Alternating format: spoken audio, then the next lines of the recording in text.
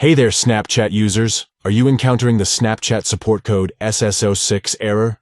Don't worry, we've got you covered. In this full guide, we'll walk you through troubleshooting steps to resolve the issue. Let's get started. Step 1.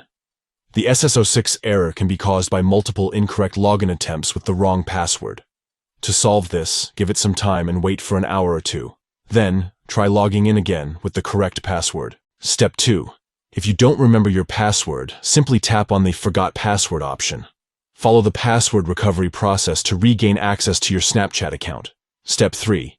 To overcome the SS06 error without waiting for an extended period, consider changing your connection method. If you're currently using mobile data, switch to a stable Wi-Fi connection, or vice versa.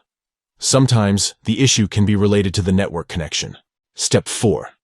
If the previous steps didn't resolve the issue, you can try uninstalling the Snapchat app and then reinstalling it.